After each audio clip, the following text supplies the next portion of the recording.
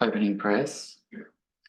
First and foremost, we pay homage to Samantabhadri, the embodiment of primordial wisdom, and Samantabhadra, the source and expression of all skillful means, together the progenitors of the lineage of direct experience. Furthermore, we acknowledge and recognize Siddhartha Gautama, the Buddha, and our direct masters, Kyabje Dzogchen Amchen and Kyabje Dudjom Rinpoche, who are perfect holders of the lineage of Pabasambhava and Yeshe Sobyo, of Garab Dorje and Sri Singha. Without these great masters, we would have no practice and no hope for liberation. We therefore show them all boundless gratitude. The refuge. From now until the moment of enlightenment, I take refuge in pristine awareness, manifest as Guru, Buddha, Dharma, and Sangha. The bodhicitta. For the sake of all beings in suffering in the delusion of samsara, I commit myself to bodhicitta, the full blooming of compassionate and joyful awareness. Offering of body, speech, mind, and heart. To all enlightened ones, and to the precious Guru in particular, I offer the universe in its entirety, all that is conceivable and all that is inconceivable. Most especially, I offer myself fully to awareness, the ultimate Guru.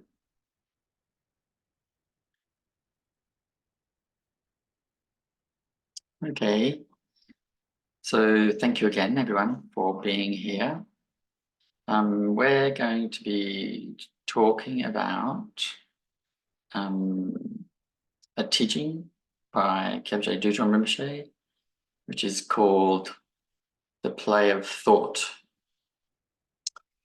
So it's quite a short teaching, only runs 2 pages long, and it is ostensibly a teaching about Dzogchen, but it is also a teaching about the approach to Dzogchen. So in the same-day tradition, which is the tradition that we follow, there are these 4 yogas of the Dzogchen same-day, and this teaching covers those 4 yogas. So just to be clear, Dzogchen cannot be taught, nor can it be practiced. Dzogpa Chenpo is our natural condition. That can't be taught and that can't be practiced. But there are these, in the same-day tradition, these yogas or practices that carry you there. So this teaching covers those 4 approaches. So, and obviously, because it's only 2 pages long, you get a sense that this is a very simple path, and it doesn't in any way, shape, or form mention the tantric path, the path of transformation. Neither tantric nundro nor generational completion stage practices doesn't mention those things, because in the Dzogchen Semde, those things are not mentioned and not foregrounded. But these 4 yogas are sometimes called a kind of a Dzogchen nundro, because the word nundro doesn't mean tantric preliminaries or foundational practices or anything like that. The word nundro means to go into realization. So we have the word dro, no, nundro. Dro is the same component word that's in kandro, sky go. So ka is sky or space, dro is go, to go. So nundro is to go into realization, into awakening. So these 4 practices, they qualify as vehicles that take us into realization. All right, so tonight we're going to do this in a quite gentle way. I will read the text from Dudjom Rinpoche and then I'll give comment on it. We'll have a break about, I think, 20 minutes in, just for 5 minutes, an amenities break, and then we'll do another 20 minutes or so, and then we'll have a little break again, and then we'll do a Q&A, and we will be recording the Q&A. So if you have questions to ask and you don't want to be on camera, you can send them through the chat. All right, so as I said, we're going to go through this slowly, and part of that is that this will be a 2-part thing. So we do 1 part tonight, and the first part establishes the foundation, and then the second part covers the main part of the practice. So it covers essentially Trekche. So we'll do the second part on August the 28th. All right. So the text is available to those who are doing our 5-year program. If you are not doing our 5-year program, then I'm going to put my email address in the chat, and you can, I'll get one that someone actually checks, I'll use one that someone actually checks. And we can send it to you if you're looking for it. It's not, I only have an English version. I don't have it in Tibetan. All right, so we will begin with the first paragraph. It reads, since all experiences of suffering and happiness come from our actions, and the positive or negative nature of such actions depends on our motivation, it is therefore essential to master our mind. Yet the subjugation of our mind cannot be accomplished by physical force. We must control our mind so as to be able to abandon an action as soon as we recognize it is harmful. We must realize that the harm we do to others is in fact done to ourselves, even if that does not seem to be the case in the short term. So in that paragraph, Dudjom Rinpoche is pointing out things that we really know, the importance of our motivation to practicing Dharma. So there are only 2 valid motivations for practicing Dharma. I've repeated this many, many, many times. I'm sure you've all heard it many, many, many times. And the first one is liberation from suffering for ourselves and others, so moksha, liberation from suffering. The second one is awakening for the sake of ourselves and others. They're the only 2 valid motivations. Any other motivation is not only not going to cut it, but it will be an obstacle. So if we come to these teachings in particular with a sense of we want something high, we want something special, we want to be something special, we want to become something other than what we are, except for liberated and awakened, of course. We want to be validated and seen. Those are common reasons for people to come to the Dharma, and particularly to Vajrayana and Mahamudra and Dzogchen, unfortunately, very, very common. But those motivations will not only not help you as an individual, they will set you back. They will undermine your ability to practice in the most basic way. Your practice will not be practice, it will just be delusion. It might sound a bit hardcore. We all have adventitious emotions and thoughts and emotions that are not part of our fundamental nature. We all have them, but they cannot be our motivation for engaging in the Dharma.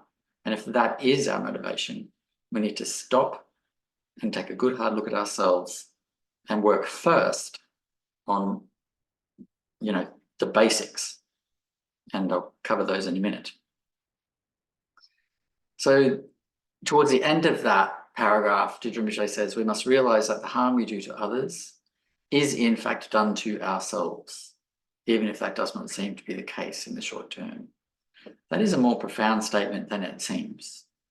That is a statement about the interconnected nature of beings, about the fact that there is no separation between beings, between what is called Pema and what is called other beings, between us. There is no actual separation. So on that level, anything we do to harm any other being, human being, animal being, insect being, birdie being, is harming ourselves. And more than that, it cuts us off from liberation. So there is no end to suffering if we harm others. There is no way to end suffering for ourselves if we are harming others. It is just impossible.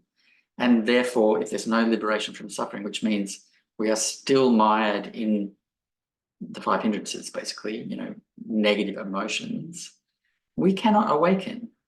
So to harm others puts us in a trap of misery and blocks liberation and awakening. So we really need to get that. Of course, in the Mahayana and the Vajrayana and the Mahamudra traditions and Dzogchen, of course, a lot of emphasis is placed on this. I'm always saying that the most important Dzogchen pith instruction that Padmasambhava ever gave was, no matter how high, I'm paraphrasing, no matter how high your view gets, you know, how high and, you know, lofty your practice and view gets, your conduct must be as fine as sifted barley flour. And by that it means don't harm anyone, including oneself. Right, so we'll go on to the second paragraph of the teaching. Dudjom Rinpoche says, when a thought arises, it brings another with it, and then another, in an endless sequence. We must break the chain of thoughts by letting them dissolve by themselves. It is this chain which has deceived us from beginningless time, and if we do not break it, it will continue to deceive us in the future. So that's very obvious. We're well aware of this endless chain of thinking that we are mired in. The traditional teachings say that there's like a thought, not necessarily verbal thinking, but impressions, memories, senses, feelings, subtle impressions, like every 1/64th of a second or even quicker. It's very, very, very, very rapid. It's just constant. And so Dudjom Rinpoche is saying here, the only way to stop that and become free is to break that chain. And then he gives us a Dzogchen method for doing that. Let them dissolve by themselves. So in our tradition, the form of meditation we do, we just let what rises rise, and then we let it dissolve of its own accord. But in order for that to be really effective, you know, we need a foundation. So we can't just allow those thoughts to dissolve by themselves without first laying down a very solid foundation of tranquility and spaciousness. We need space in the mind to be able to allow those thoughts to dissipate. Because, quite frankly, if there is not that space in the mind that is laid down through silent sitting meditation, it is just a constant stream, and we are so tightly wound up in that constant stream that we identify with it. It seems to us like ourselves, like that is our mind, that is who I am. And when that very tight identification is there, there's absolutely no way the thoughts can completely dissolve of their own accord. Of course, when you're sitting, you can let them come, you can let them go, and in time it really slows down. But there's no way to really cut that while you are identifying with what's happening in the mind as that's me, that's Pema. And the only way to cut that identification is to achieve quite a deep level of tranquility, of calm abiding. So, you know, we might intellectually understand that our thoughts are not who we are, that we're somehow not our thinking, we're somehow not our emotions. We might intellectually know that, but in practice, we are completely self-identified with what's happening. There is no separation from day to day in practice between our fundamental nature, our Buddha nature, Rigpa, whatever you want to call it, clear light mind, and all that dross that's going on. There's absolutely no separation. We think that's us. And that is what's called the delusion of samsara. That in itself, that's what it is. Samsara is not anything else. It's that, thinking that what is going on in the mind is ourselves. That is the heart of it. So then Dudjom Rinpoche continues, the mind is the base from which thoughts rise up. It is impossible to stop them. We must remain at ease, the body quite relaxed, silent, paying attention not to follow thoughts, whether they're good or bad. In that state of ease, the mind keeps watch over the mind. So there are some very succinct meditation instructions, clearly, from this Dzogchen Semde approach. So there's many different kinds of shamatha. So when we say shamatha, or shine in Tibetan, or calm abiding in English, it doesn't mean the same thing for everyone. So in each tradition, it means a slightly different thing. So in the Theravada, in the Mahayana, in the Vajrayana, in Mahamudra, in Dzogchen, it means slightly different things when we say come abiding, when we say shamatha, or in Tibetan, shine. When we say that, it is colored by the view, which is the philosophical approach that each of those traditions has. In this tradition, the view is that the mind is open and spacious, like the sky, and that we don't need to intervene in what's happening. We just let it happen and we remain spacious and calm. But as I said, the only way to do that is many, many, many hours of sitting. So in the other traditions, they would try to stop thought from arising. They would use concentration on an object to just stop that from happening. This is a more relaxed approach. And ironically, it does lead to thoughts slowing down, to those adventitious thoughts, emotions, and feelings just sort of not rising very often. So Dudjom Rinpoche is being concise in his words here, but for very good reason. He's given us the three components of the kind of meditation that will help us. Relaxed. Those who know me will know that I'm always talking about the 7 factors of awakening. And on those list of factors or qualities or practices that are absolutely essential to enlightenment, relaxation is one of them, passaddhi in Sanskrit. Also on that list is joy, pith, which can also be translated as rapture. So it's not joy for others, it's embodied joy, specifically joy in solitude, joy in nature. So, and then he says silent. So this is very Semde, Dzogchen Semde, which says don't worry about doing mantras, don't worry about breath control, don't worry about visualizations, just sit mute like a corpse, still, mute, silent. So that word silent there, it doesn't just mean about voice, it also means completely still, allowing the mind to really relax. And then paying attention not to follow thoughts. So that's a key kind of a one. And that's where most of us have trouble. So we'll be sitting and then a thought will come up and the next thing we know, we're completely involved in that and we're fueling it by, we're feeding it and making it bigger and bigger and we're becoming more and more absorbed by it. But in this setting, in the setting of these teachings that are leading to Dzogchen, when Dudjom Rinpoche says paying attention, he's not talking about focusing, concentrating. He's saying to remain relaxed and let things come and go. Just release, be open and spacious, but don't get distracted, don't get drowsy, don't follow thoughts, don't get absorbed, don't self-identify with them. Don't think this is me. You need to have some level of awareness of what's going on until it loosens and dissipates, okay? So there is an element of not being distracted. If you find yourself distracted, you come back. If you are identifying with thoughts, come back to just sitting in ease with your attention or awareness on your breathing or on your body or on an object that you've chosen. So there is this sense of like, this is a practice that you need to do. It's not just, oh, let's just relax and let things come and go and it's all good. That is a mistake to think that that's what is being recommended.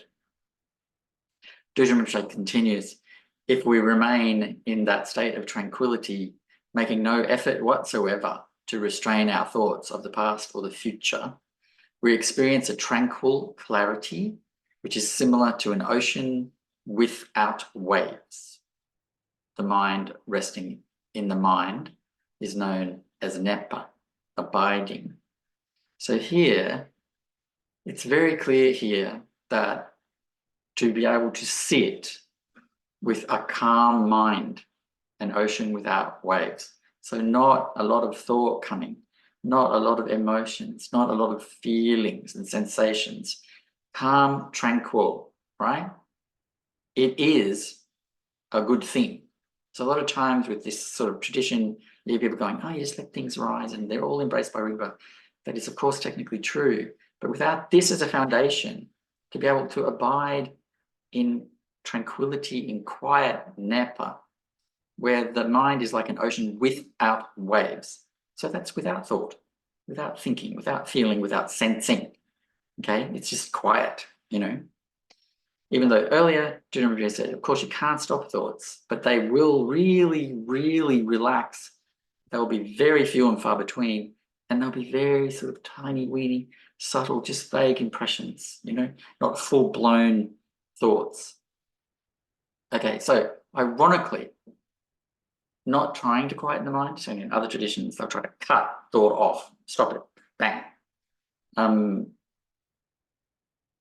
This method, not trying to quieten it at all, just relaxing, letting what comes, comes, and letting what goes, go, not following, not identifying, just letting it be as it is. This way actually quietens the mind more quickly because there's no force, and then because there's no force, there's no resistance, right? So this really does quieten the mind. It is not about being okay with what's in the mind. It's about just letting it be, but allowing it to dissipate. The dissipation, the calm, the tranquility is the point. So in that state, nepa, very little thinking occurs. Very, very, very little. And it's almost completely triggered by external events. So a noise or heat or cold or wind or, you know, some kind of impression will rise as a result of external factors. But it just dissipates then. If you have this foundation of tranquility, of relaxation, of being at ease with whatever's happening and not trying to put a stranglehold on the mind, just letting it be, but understanding that it does need quiet. So that state, nepa, is a state of quiet, obviously, but also stillness.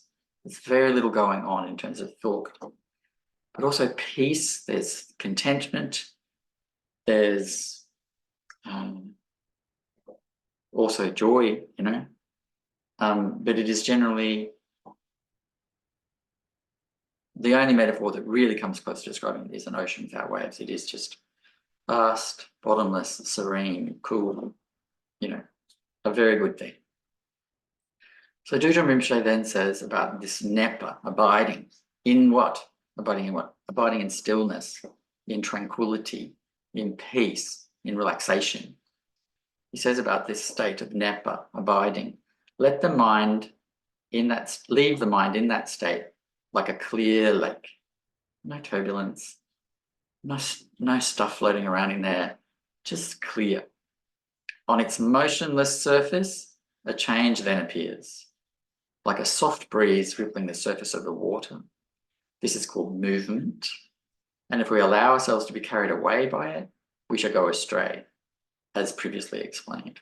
So of course, while we're alive, external factors are going to trigger thought.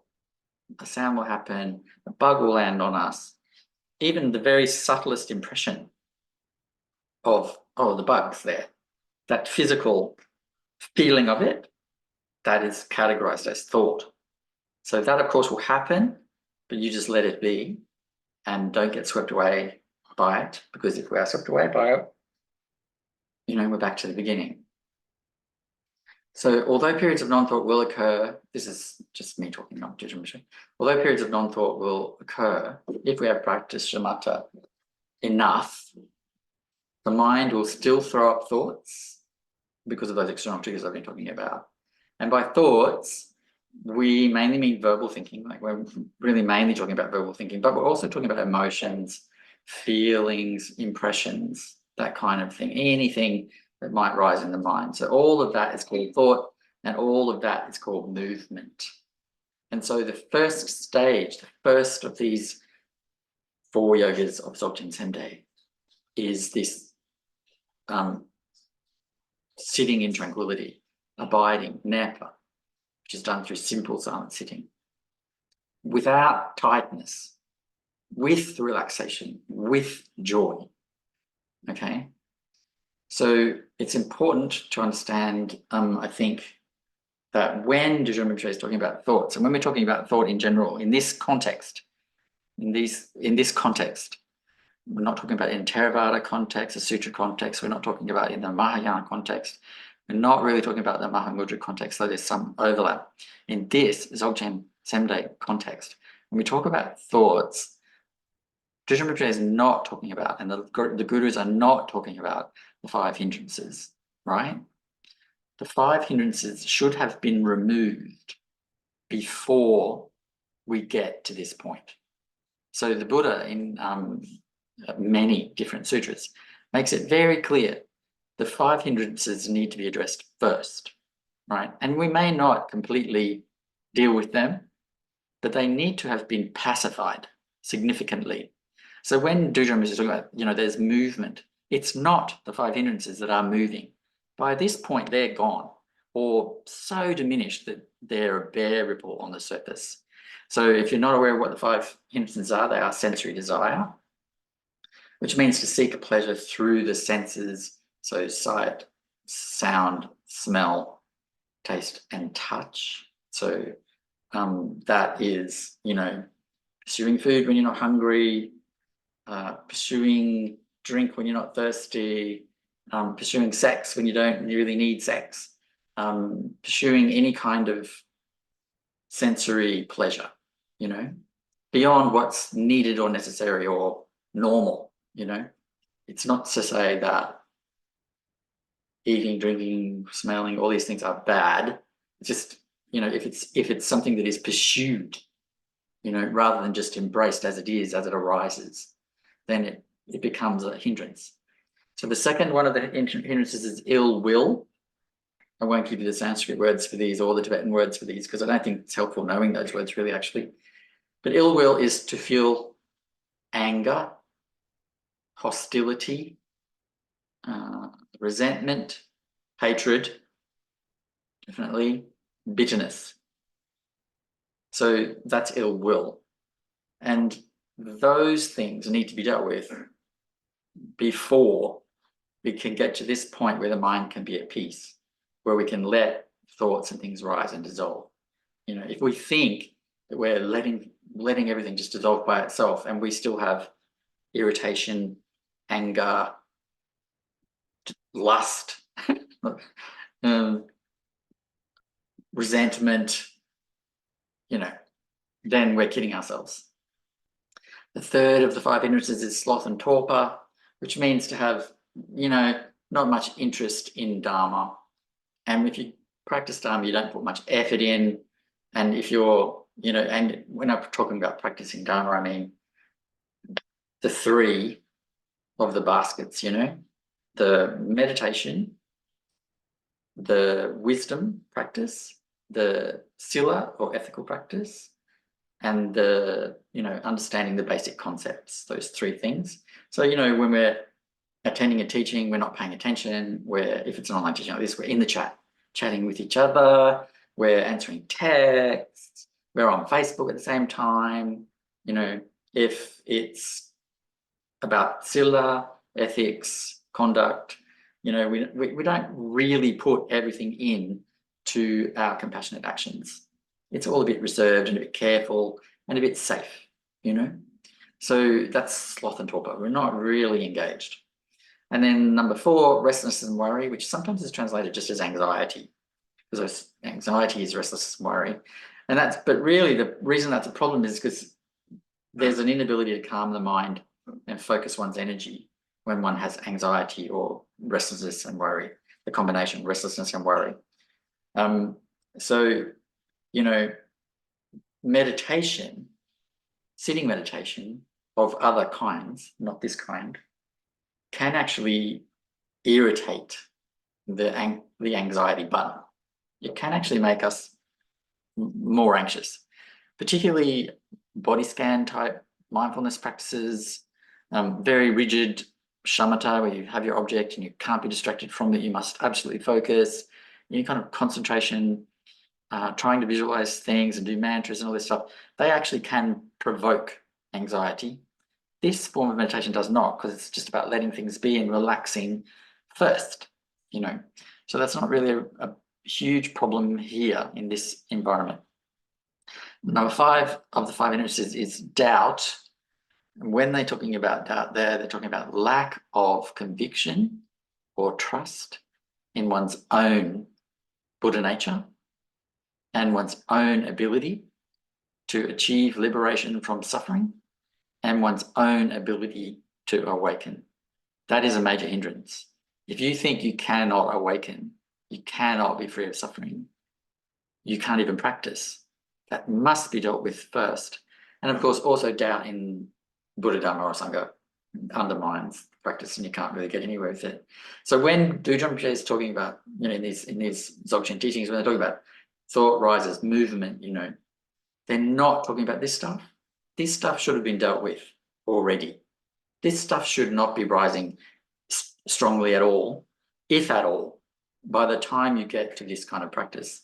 So this means this first yoga, you know, shine, or, you know, approaching, abiding, nap in the Tibetan, that can be done as you're letting those other things be resolved.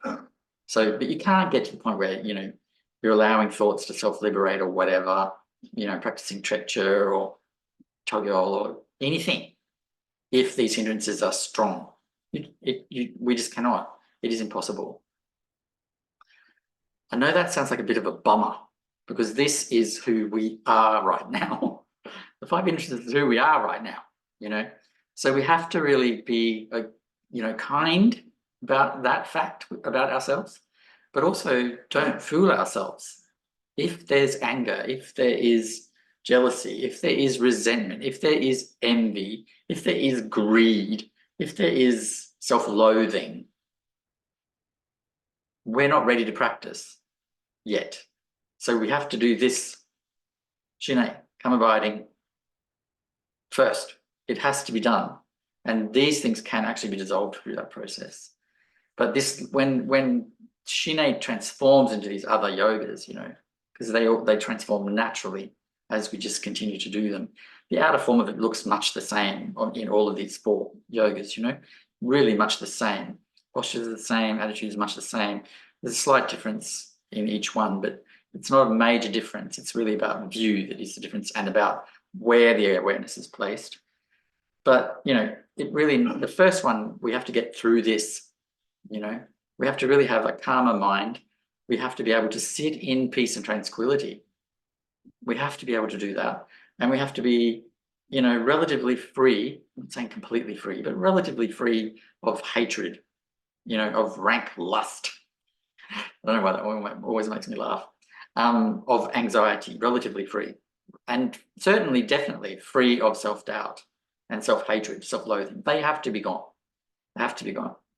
All right, so let's take a short break before we continue. I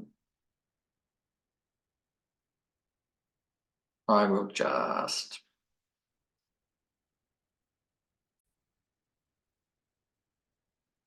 All right, so we will continue with the next stanza by Dudjom Rinpoche. If we do not recognize stillness, it will be impossible for us to recognize movement. So I just want to leave that statement there for a little minute. If we do not recognize stillness, it will be impossible for us to recognize movement. In the depths of the mind, something exists which is able to recognize stillness and movement at the same time. That is called the rigpa, or awareness. During meditation, we must neither reject nor follow movement. Having recognized stillness, we can let the mind return there each time. By remaining at ease, whenever the change takes place, the movement will dissolve by itself, like the wave which forms on the surface of the ocean and which subsides into it again. So I'm going to, in the second part of this teaching, which is happening in August, I'll go into more detail about how to relate to movement, these sort of more later kind of stage type teachings. But before we do that, I really want to make sure that we've got it very clear about this first step, recognizing stillness, abiding, or nepa. So it's interesting that what does Dudjom Rinpoche mean when he's talking about recognizing stillness? He's talking about being able to be in moments of non-thought, yet aware, yet not seeking non-thought, but a mind that is tranquil, very spacious and open, embracing everything that's occurring, but not producing or fabricating things. So, and it's interesting here where he talks about, during meditation, we must neither reject nor follow movement. So clearly, at that point where we're allowing movement to come and go, and we've already established spaciousness, we're still formally practicing. We're still formally sitting down in meditation. We're not abandoning that practice. And, these four yogas of the Dzogchen Semte, they all involve meditation and quite a bit of it. So there's no point that meditation is abandoned. It changes its flavor, but that is all. So to recognize stillness means to be able to abide peacefully and tranquilly in stillness, but to not be sleepy, to not be dull, to not be, one of the kind of metaphors that's used is like to not have a hood over one's head. So, which means, the sense doors are all closed. So, your hearing is muffled and your eyes are closed and you're not smelling anything and, your mouth is shut. This way, this form of meditation, eyes are open. We're open to all sound and smell. Mouth is even slightly ajar. So everything is open, completely open, yet complete tranquility at the same time. So all of the sensory information is still coming in, but we're completely still. We're completely tranquil. We're completely at peace. Okay, that's what it means to recognize stillness. It doesn't mean to be sort of dull and sleepy and, to go into these states where you're not aware of what's going on. You're very much aware of what's going on. So then Dudjom Rinpoche continues, trying to stop a movement when it occurs only makes the thought more powerful. So that's why these other forms of shamatha where they, try and cut the thought, just stop it and block it. And sometimes they even have like a word they say like stop, cut, no, to prevent that thought going any further. Or they might do something else like chant, chant and sit still and then chant and then sit still. Anything that we might do to try and prevent movement actually just makes that movement stronger, which is ironic. If you just let it be, it weakens, because in its nature, it is nothing, it is empty. It has no fabric, no foundation, no ground. It's adventitious. It's not intrinsic to our nature. It will simply go, unless we feed it by trying to stop it, by getting absorbed, by self-identifying with it. So, Dudjom Rinpoche continues. So we must never resist the movement, but return to the previous experience of tranquility thanks to awareness. So see here, this is about whatever rises, we stay in a state of tranquility. And if we become distracted by movement or movement intervenes in that tranquility, we return to that tranquility. So again, this is a practice. It's not just letting stuff rise and it'll self-dissolve. And this idea that we, because we're not chasing the stuff that rises, it's not a problem. The very fact of it rising, if we're not returning to stillness, means we're being distracted, which means we're not practicing anymore, which means we're not resting in awareness, we're not abiding in awareness, we're not letting things self-liberate. We're just in our ordinary deluded mind. Okay? So really, it's very clear. We must return to that tranquility whenever anything rises that disturbs it. He couldn't get a more clear instruction. And he says, basically, return to the previous experience of tranquility thanks to awareness. Awareness returns you to that tranquility. Just as stirring the limpid water of a lake only disturbs the water, likewise, there is no possibility of clarity if the thoughts are constantly agitated. So no trying to stop them, but also no feeding them, no following them, no letting yourself get swept away. So obviously, if we've not experienced tranquility, so nepa, abiding in peace, in tranquility, if we have not experienced that, if we're not able to abide in stillness, then we cannot return to it, and then we are lost. Movement will just sweep us away. So even the smallest movement will have us following it if we haven't created that stillness, that spaciousness through sitting. So, if we're to be swept away means to follow a thought along, obviously, but the really subtle being swept away is to just think that's you, have a sense of being a person, of being someone. That's to be swept away. That is, if you have a sense of being someone, you are not abiding in awareness. You are swept away. Very clear. So, obviously that thought, we don't think of that as a thought. That sense of being someone, that sense of being Pema. We don't think of that as thought, but it is. And it's one of the things that we need to let go. And until it's diminished, profoundly weakened, there's no abiding in awareness. Okay. This is the last paragraph we're going to discuss tonight, and then we'll do the rest in August, because then it gets into more structured type instructions. And I'm hoping that in the next month, we can all get some decent sort of sitting in, so that we give ourselves a little bit of a basis. So Dudjom Rinpoche says, the meditation called shine, which is shamatha, or mental calm, is the base of all meditations. Thanks to this practice, the onslaught of thoughts will calm down. This does not mean the thoughts will cease to arise, but they will no longer affect us, nor destroy our serenity. So again, Dudjom Rinpoche has been very explicit here.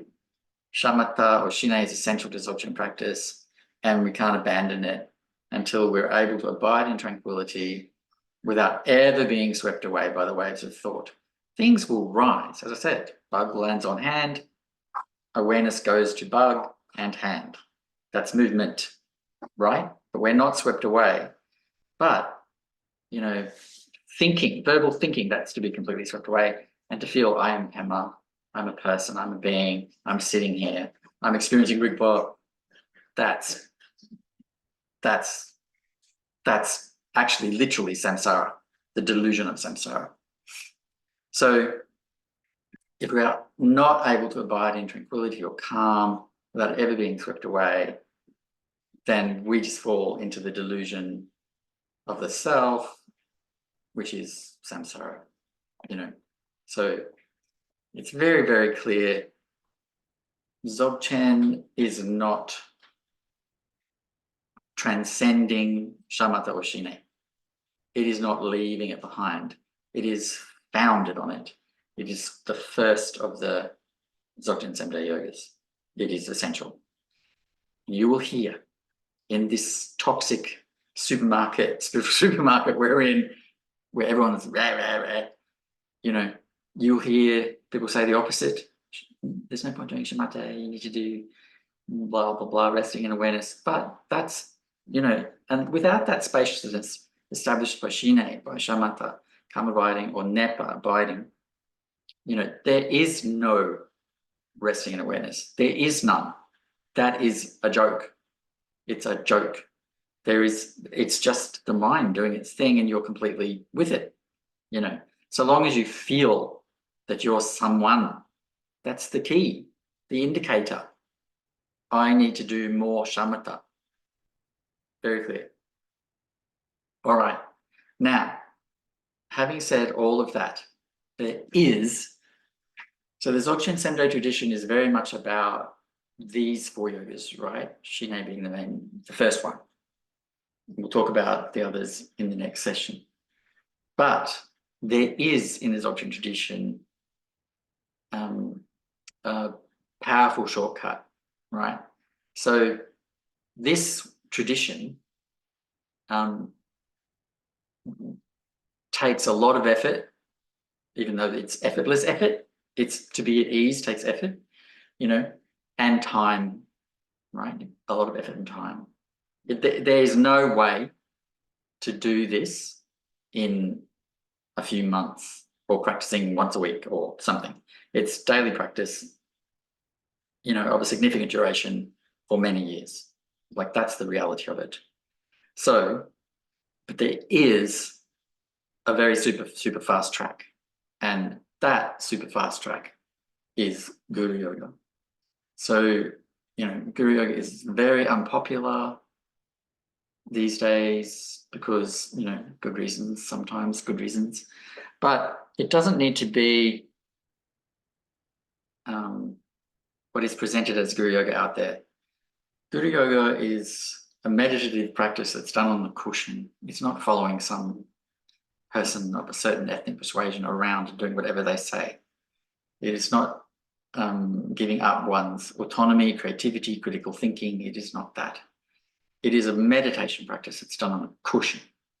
And if there is a persistent sense that you're a person, that you're Pema or whoever we are, then, you know, you can choose to do yoga or not. It's an option. You know, it's optional. It's not compulsory.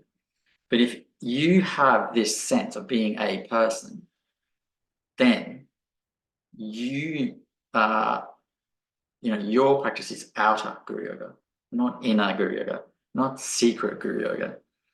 Those things evolve out of outer Guru Yoga. If you have a sense of being a person, an entity, a being who is here and everyone else is over there, you know, if you look with your eyes and see solid reality, you need to do outer Guru Yoga, not inner or secret Guru Yoga. I mean, that's an unpopular thing to say, but it is sadly, not sadly, but it is the truth, you know. So that's the shortcut. In the joy and devotion of Guru Yoga, the self is very quickly undermined, rapidly, very rapidly and powerfully undermined. So this very entrenched thought or movement, this sense of being a person itself, is just completely destroyed by devotion, joy, love, devotion, right? Just, it wipes it away. It cannot survive it. And that happens very, very fast. Like, if you really open up and really surrender, let go, stop thinking you know what's best, stop dictating how everything must be, you know, let go, surrender, follow, rather than try and lead into all kinds of disasters, you know. But it doesn't have to be a living teacher. This is something that's much misunderstood. A living teacher, of course, is really great and profoundly beneficial and, you know, wonderful, wonderful, wonderful, wonderful. Haven't got enough words. But it can be Padmasambhava. It can be the Buddha himself. It can be Yeshe Sogyal. It can be Mahaprajapati. It can be Machi Gladron. It can be anyone who attained realization. Because a guru is someone who's attained realization. That's what you need, not just some ordinary teacher who has a Kempo degree or a Geshe degree or knows some stuff or seems to be appealing, looks nice on YouTube. That is not a guru. A guru is someone who's realized, and that's what we need. And if you haven't got contact with one in your life, then go to the Buddha, go to Padmasambhava, go to Yeshe Sogyal, go to Mahaprajapati, Buddha's aunt and adopted mother, go to Machi Gladron. You know, there's so many, Dudjom Rinpoche, and of course Khabje Pogden Antren. Go to them. do Guru Yoga with them, and it will cut through this, and you'll find that these 4 yogas that take quite some time to carry you to the natural state, our fundamental condition, Dzogchen, it will carry you so much faster to that point. It's radically speeds it up. So, and of course, Guru Yoga contains sitting, shamatha, it contains that. It's a practice of pushing at first, and then it permeates your entire life.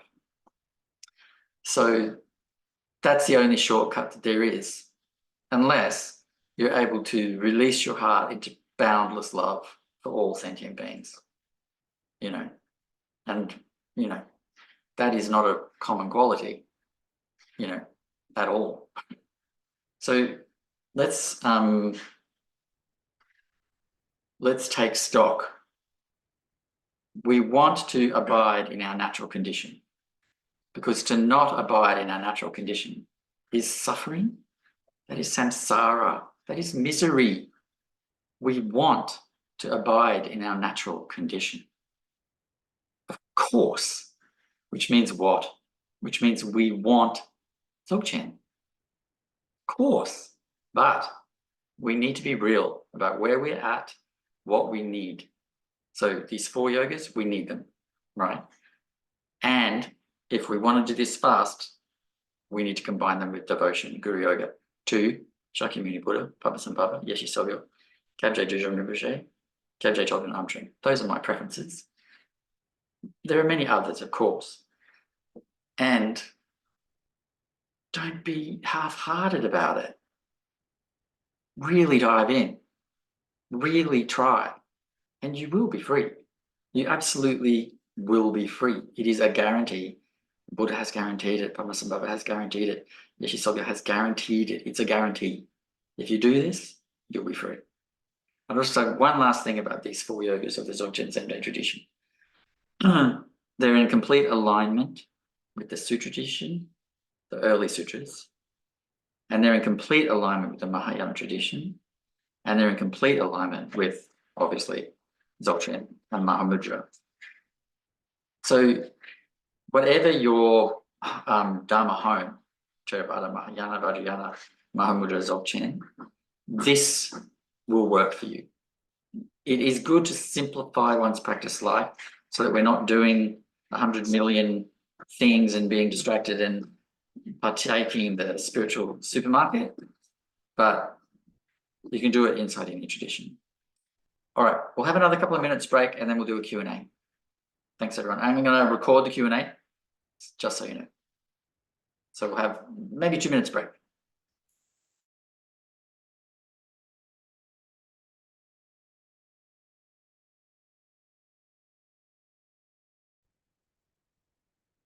Okay, let's do some Q&A.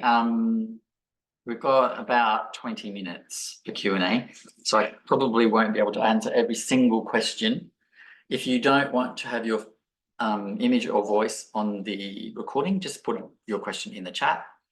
Otherwise, if you know how to use the hands up in Zoom, just pop your hand up and I'll call on you to ask a question.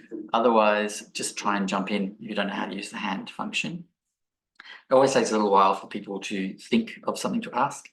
So we can do a little bit of just quietly sitting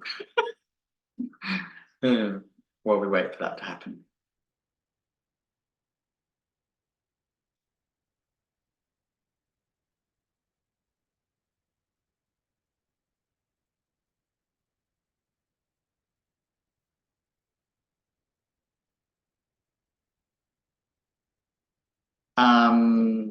So I'll go with Amelia's question first, which is in the chat. Just make sure I'm recorded.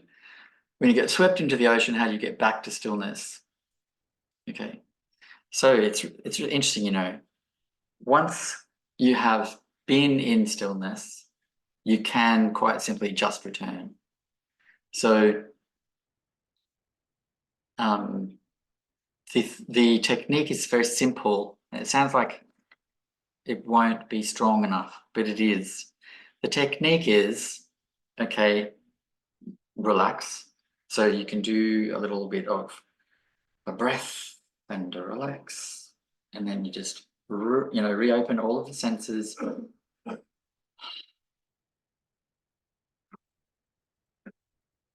And then you just there. That's for like a major sort of, you've really got distracted. Generally, in meditation, if we're not in a state of distress, the disturbances are not so great once we've practiced for, say, 3 months every day. So, but if we're in a state of distress, like this is the advice. If we're experiencing grief, loss, hurt, illness, things like that, we need to really focus on the relaxing part first, because the 5 hindrances: anxiety, worry, anger, resentment, etc. So if that's something that's manifesting strongly, we need to take time to really relax. And it doesn't have to be spiritual relaxation or Buddhist relaxation. It can be anything that is relaxing. A walk in nature, a swim, lying in the grass and just soaking up some sun, looking at the sky, patting a cat, patting a dog, patting a cow, patting a horse, bird watching, sitting in a park. Absolutely anything that is actually relaxing. So not being on your phone, not watching TV, not listening to heavy music or distracting music or music that pulls, on you. So you have to relax, and that has to become part of your practice. You must schedule it in every single day. And if the idea of scheduling relaxation makes you feel tense, just have a window, in the morning or in the afternoon or in the evening, I am going to do something relaxing. The other technique in our lineage, in particular to our lineage, is the joy practice. So that has a specific format, and also is in the early sutras. It's what the Buddha taught, was how he first entered into that state of stillness. So that first jhana, or state of meditative absorption, it is qualified by stillness and joy, that first one. So we do the joy practice to help with any kind of like major stuff. And a lot of times people say it's very hard to feel joy when, you're depressed or you're anxious or whatever. But that's why you need to relax first and then move on to joy. It's a very clear process. Relax, awaken joy, go back to your sitting. It's like that. So there's no way of just jumping back into meditation, really. Once you've become destabilized by grief or loss or major illness or injury, you really have to move through relaxation and joy as a way back. If you want to get back to where you were. That's my answer on that question. I hope that helps in some small way. I'll talk about what the 4 yogas are in a little bit, Carla, because I want to get, there's a little list, there's a cute little poem that includes, and I'll share with everybody. Alexander, I think it's Alexander. How does Dzogchen differ from Zen meditation in regard to sitting in stillness? Well, I think there's lots of masters in both traditions who point to the similarities. So shamatha is the foundation of all traditions. So in all traditions, it is basically the same. However, each tradition informs the view, the attitude from their kind of perspective. And there's no good, bad, better or worse. It's just apples, oranges, pears, and strawberries. They're completely different. None better than the other, right? Unless you have a reaction to one, And some people do have a bit of a reaction to like Theravada style thing or Zen style thing, or even the Dzogchen style thing. There's not enough form in it for them. They go, oh no, I need something to hang on to. So the basic function is the same. You're choosing an object. Shamatha always has an object, right? So it's either something you're looking at with your eyes open, or it's your breath, right? Basically, that's it. And then the only sort of major difference between the two traditions is, well, number one, how they describe the progression, you know, or even if they bother to describe the progression, they'll be slightly different because the philosophy is different.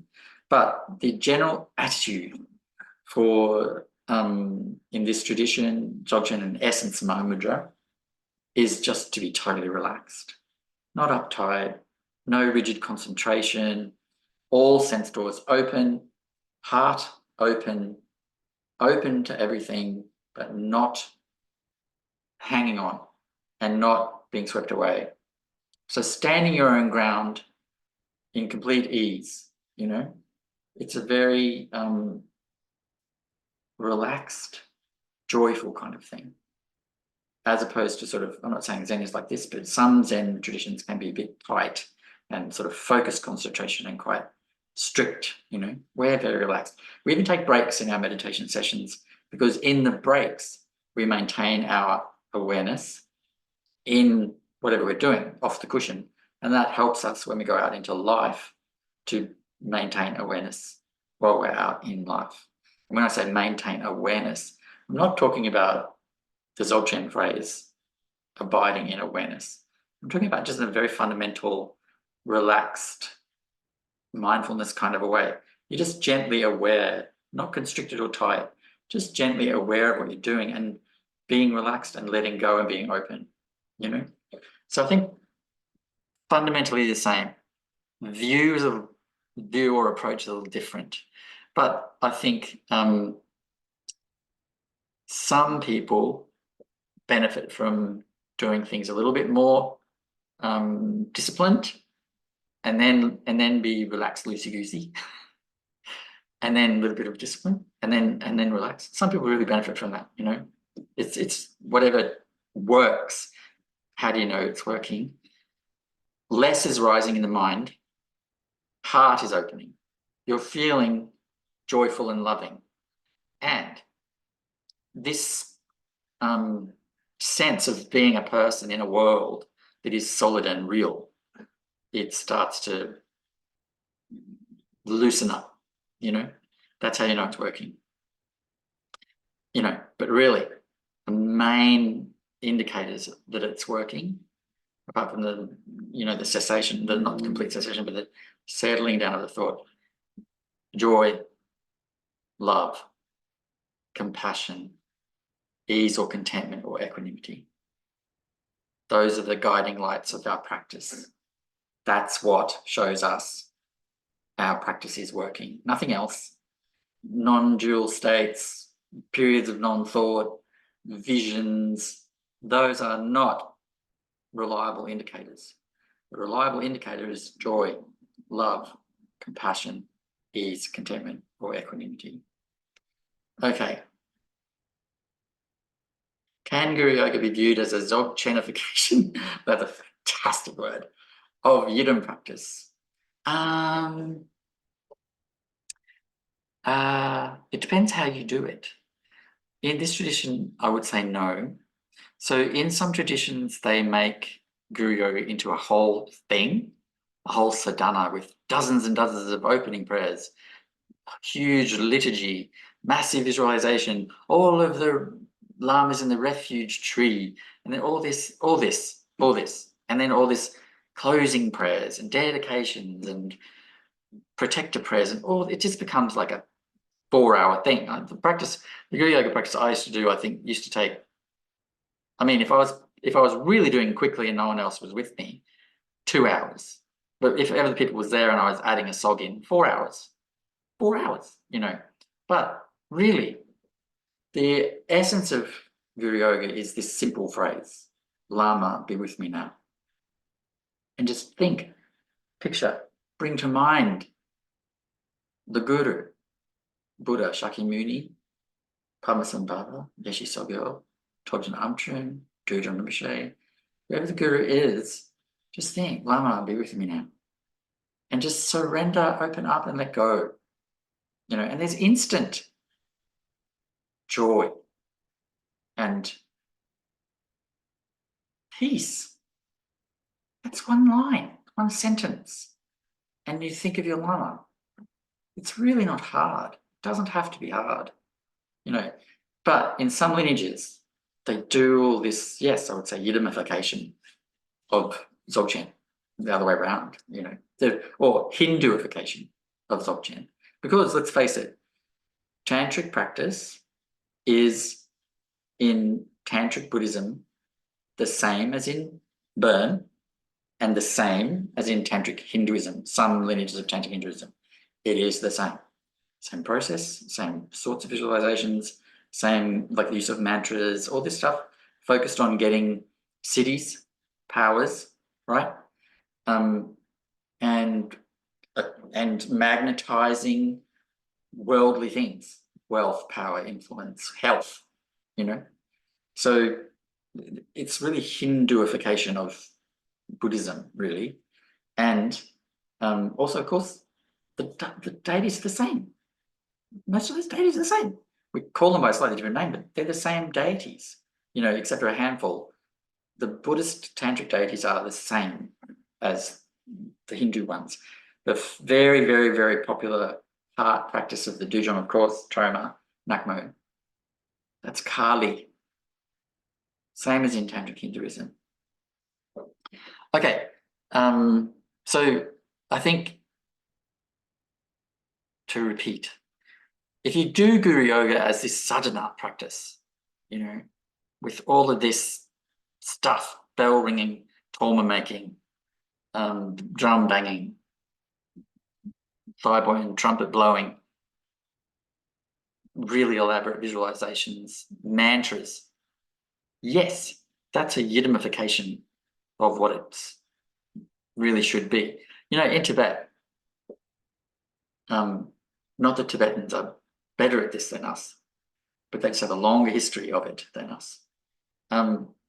Every person, high or low, profound Dzogchen master to irritating git on the side of the street, when they felt like they needed to go for refuge, they would simply say, I mean, in Tibetan, of course, Lama, be with me now.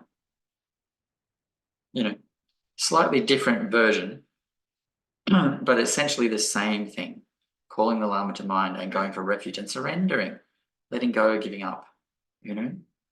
So it's practice, this practice doesn't have to be, you know, formal at all. Okay, I'm gonna have a brief break because I've got a bit of a throat thing, and then I'll do a couple more questions and then we'll wind down. So just like 2 minutes. Okay, so I'm going to go back to Carla's question now because it's a little bit more involved. I have to find it. Can you say which are the 4 yogas of Semdo traditions? Yes, I can. So,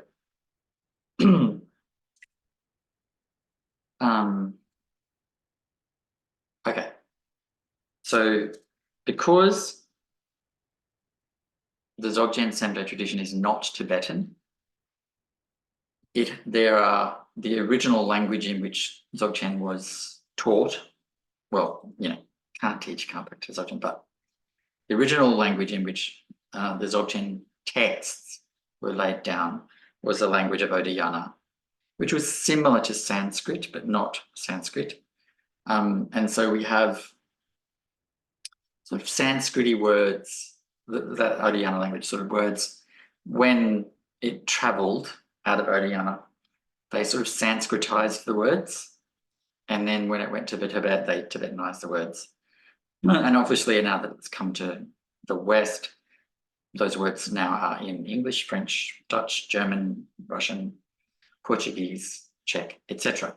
So I'm not going to use the Sanskrit terms because they're big and complicated. But that doesn't mean that I think that Tibetan terms are preferable. So I'd prefer to use the English terms, but I'll give you the Tibetan terms because that will give you the ability to look them up if you need to. Excuse me. So the first one we've been talking about tonight, obviously, is shine or shamatha, which in English we say calm abiding. There's another word in Tibetan for that. In the Dzogchen tradition, they call it nepa, abiding in tranquility or peace. So the first one is shine, right? It's the first yoga of Dzogchen Semte. The second one is in Tibetan is laton, which in Sanskrit is vipassana. But, you know, the reason I didn't want to say vipassana is because it's not what we think of when we think of vipassana. I mean, it's not at all what is sort of taught in the Theravada Mahayana tradition as vipassana. It's very quite different. Latong, even latong in in the Gelugpa tradition has a different meaning to in our tradition, slightly different approach, And then there's nime or nime, which the best translation for that is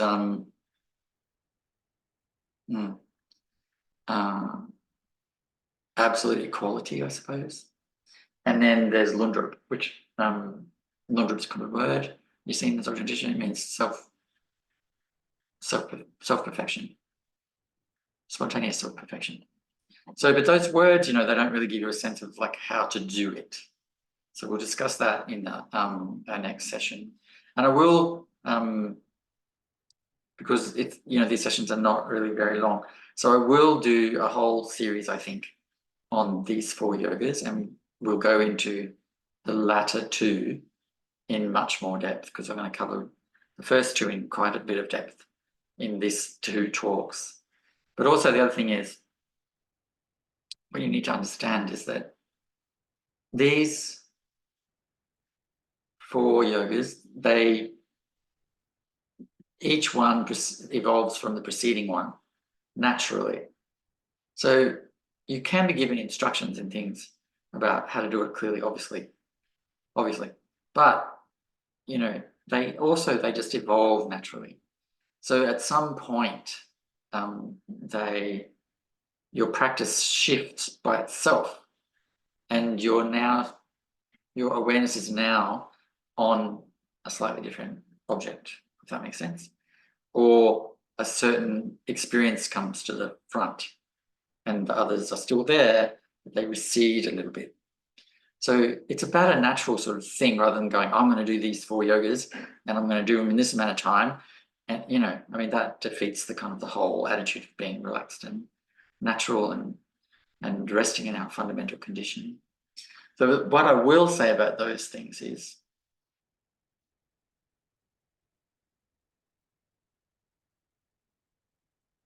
when pursued, they evade us. So, chasing calm and stillness in our meditation practice doesn't happen.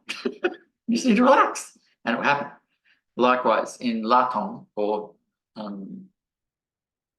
I really don't like the word mindfulness, but to be for your awareness to be more stable and producing more insight is a kind of a way to say it, I suppose. And then as you progress, the quality changes rather than the practice changing very much.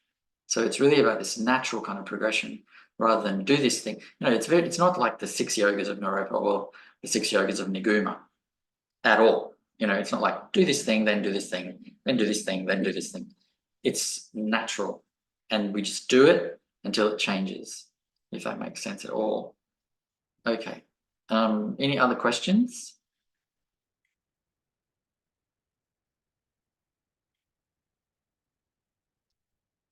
No?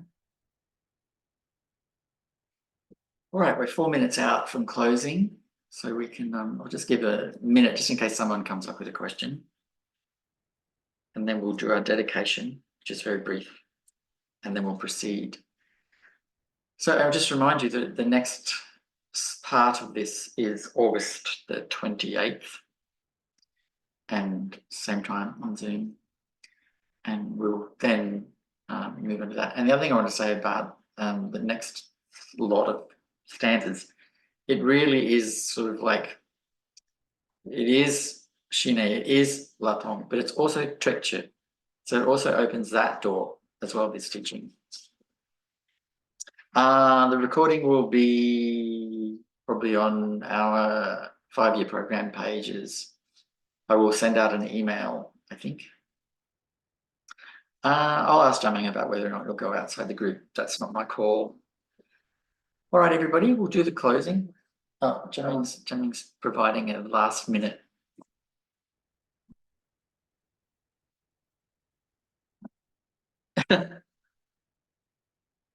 Sorry, everyone. That's okay.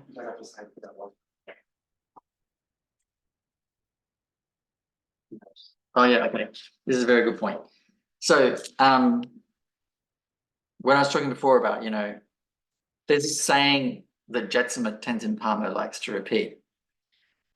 Through meditation, we might achieve realization. Through devotion, we definitely will, right? Why is that the case? Why the might? Because the Buddha taught shamatha, right? He taught meditation. All of the traditions teach meditation. It's our main practice, right? Why then that idea? It's very strong in Tibet, because the meditation, shamatha, vipassana, and the other processes, they take years, and death is definite but unpredictable. We could easily not be here tomorrow, so that's why the unpredictability. But also, if something major happens to you, like you get very ill, or you have profound grief and loss, or war, something like that, that really wipes everything away, you can lose the stability you gained through meditation if something big happens. I mean, it has to be, if you're a very experienced meditator, it has to be very, very big, But for most of us, it doesn't have to be that big to really knock us off our perch. And then we have to start again, You can get back kind of what you had before, but you never go straight back to where you were before, ever. There's always a little bit of loss there. But whatever openness, spaciousness, and ability to abide in the natural condition that you gain through devotion, it stays. Nothing can happen to wash that away. It's too ingrained in the nature of how we are as beings. It abides. So, Jamie just wanted to point out that the union of shamatha or shine and guru yoga is sky gazing in the Dzogchen tradition. So, in the Dzogchen tradition, there's really only, if you're talking about this Dzogchen Semde, there's really only two main, there's these 4 yogas, of course, but there's really two main sort of outer forms of that practice, and that is guru yoga and sky gazing. That's the form it takes, the outer form. So he wanted to just pop that in there. The union of shamatha and guru yoga is sky gazing. And then we have sky gazing instructions on our website, and I think I did a whole teaching on it, which is on YouTube. All right, I'm now about to lose my voice, and we've hit the 8:30 point. I'm trying to be respectful of your time. So we will do the closing prayers, and I'll hopefully see you all on August the 28th.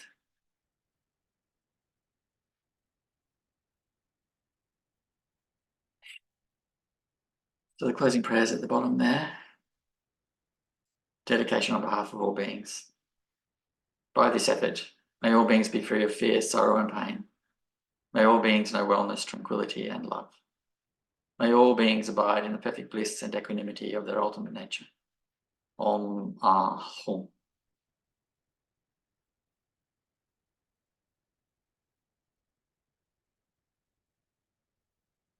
Okay, thank you everyone. I really appreciate your time and presence, and I will stop.